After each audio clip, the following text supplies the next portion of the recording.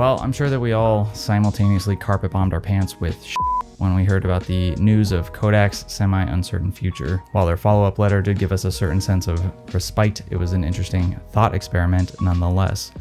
What would the film photography community look like post-Kodak? There are companies out there trying to make color film, but obviously it's quite a long and exhaustive build process, and Kodak has a significant head start. At this point, it's kind of like trying to out Pizza the Hut. It seems third-party, photography scientists have definitely cracked the code on 200 speed color film. However, we got Opticolor 200, Phoenix 200, and now Lucky 200. I'm very excited for the day that they crack Color 1600. Whatever, let's talk about Lucky 200 because I haven't really seen too much chatter about it online. Reflex Lab posts about it every now and then, and some months ago I decided to lay down my classic Jason charm that always works 30% of the time. I begged Reflex Lab to let me get lucky, and they were kind enough to send over a roll for me to review, making this video possible in the first place, as this film stock is as of yet unreleased. So I grabbed my Leica, several lenses, my Lucky 200, some clothes, some extra clothes in case I eat beans, and my youthful sense of optimism. Just kidding, that shit's long gone. The box for Lucky 200 is probably what you're most excited to hear about in this video. There isn't much information to glean off of it with Google Translate other than its daylight balance, 36 exposures, 200 ISO, and that it expires in 2027. But what does Lucky 200 look like? I grabbed my little piglet, who's always ready to abandon us for an interesting smelling dumpster, to find out. Baxter. There's Taco Bell over there, and so he's been trying to get at it this whole time.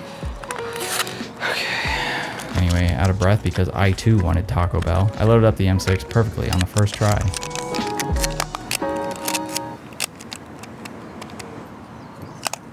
Yeah, no, that's fun for us.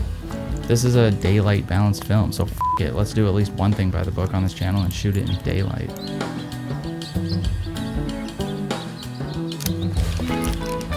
First impressions, iffy. Not the film. Iffy on my ability to take good photos. Otherwise, yeah, Lucky 200 is sharp, contrasty, and not specifically oversaturated in any particular color either.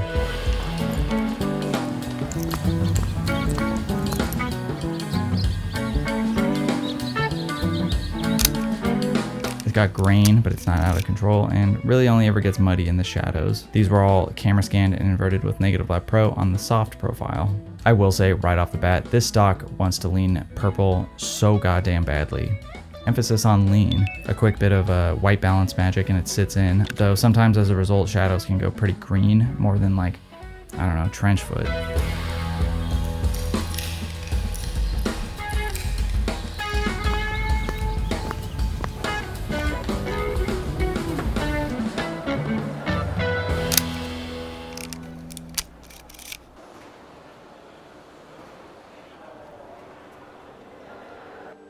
It can be a warm film stock overall too. Once it's, straightened out, the color palette is slightly reminiscent to me of some old Fuji film stocks like C200. These shots are quite good in my own opinion. Sure, yeah, it's hard to take a bad photo at this location, but if anyone could, I'm the man for the job.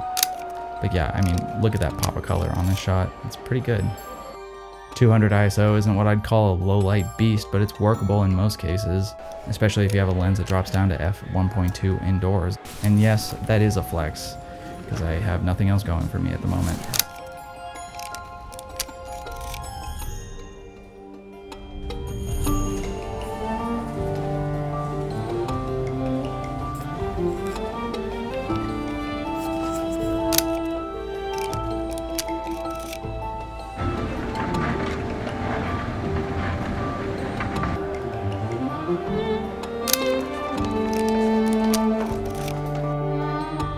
What seems to be a shining level of achievement for Lucky, because it's stamped onto the box like the legal drinking age of moonshine in Alabama, is that this stock's emulsion is comprised of 14 layers. Quite complicated actually. A professional line film stock like Portra 160 has 16 layers, I believe. Not sure where those extra 2 layers come from, so it's officially a mystery, like how no one actually knows what the layers of a beefy 5-layer burrito are. The base of this stock after development is pretty much what you'd expect as well. There really isn't too many surprises with this film overall, other than, probably the biggest surprise of the decade. Where the actual f did this quality of film come from? I decided to step out of hiding to find out.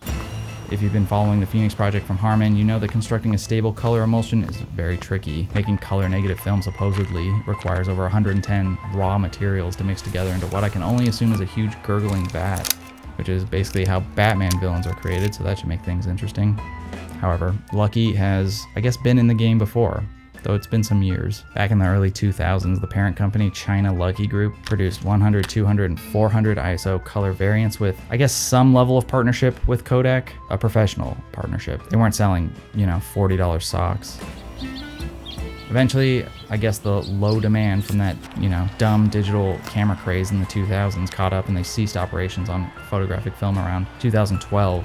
If my primary source, fake-made-up-AI-bullshit.com, is any citation to reference. In recent years, it seems they've been pumping out some black and white film in preparation for a more complex emulsion in color. Both Alex and Reformed Film Lab did great videos on those stocks if you'd like to learn more.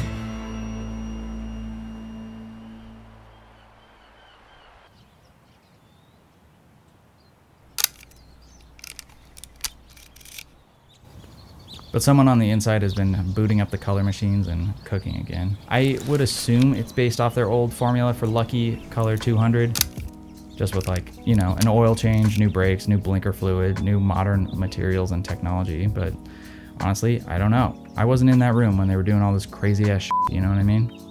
And yeah, let's back up for a second. Eagle-eyed viewers who are actually watching this video and don't just have it on in the background while they fuck around in Lightroom may have noticed that the key code info for this stock says Lucky 200T, but you can rest assured that doesn't mean it's tungsten balance, simply that it's a pre-production test roll. They're still finalizing some things with the emulsion and the production as a whole. My test roll definitely had some defects, like these blue spots and the occasional scratch or line or whatever. But it's not really anything that I don't see on the daily when I'm digitally dust busting my film anyway, because apparently I live in a horse stable and nothing will ever be clean.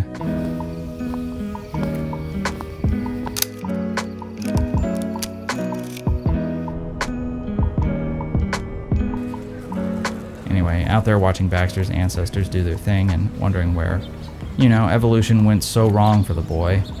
I shot some more dockside locale.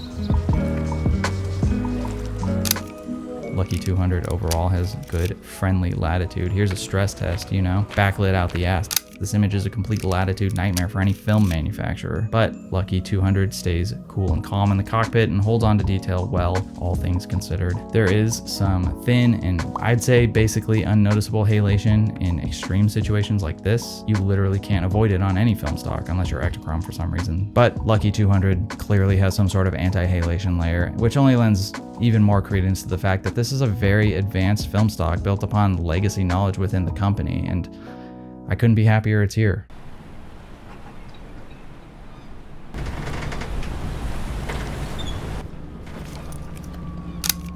But where does this film stock fit in? The rumor mill is certainly abuzz about how much this film stock will cost at launch. Many people here in the US seem to think it'll be around $5, which is actually quite competitive, especially compared to something like Kodak Gold, which is about $7 here in the US. We haven't really ever seen a discount like that, at least not since the $5 Subway footlong. The sandwich, not male prostitution. If it does end up being that price, I can see a pretty big shift happening in the market for cheap drugstore film. And if Lucky really wanted to throw a live hand grenade into the trench, which I totally think they should, they'd sell this stuff in 100-foot and 400-foot bulk rolls to lessen the cost for the consumer even further. Something that Kodak is apparently too scared to keep doing because everything sucks and nothing is fun anymore. Otherwise, I don't know. What is there to say? Are we entering an era where more and more companies are going to start popping out of the woodwork and manufacturing color film? I'm not so sure. I really do think this was just more of a lucky occurrence. I haven't yet heard of a release date for Lucky 200, but they did say summer 2025, and well, it's about 200 degrees Celsius outside here in LA, so that means it's cooling down and summer's almost over. To be honest, if there's already official labeling and packaging for Lucky 200, they're probably like 99% done with it at this point. Half the rolls that I receive in advance from companies are just black, unmarked canisters that I have to beg my lab to develop on the promise that it's not motion picture film. In case of emergency and color film drying up, I'm glad Lucky 200 is here. It's a solid entry into the color film arena and will probably likely only get better. If you can get your hands on it, I'd highly recommend trying it out because you can probably do better things with it than me. Or maybe you're just as as me, in which case let's hope that that Atlas comet heading towards Earth is actually an alien mothership here to blow us up and just finally be done with it.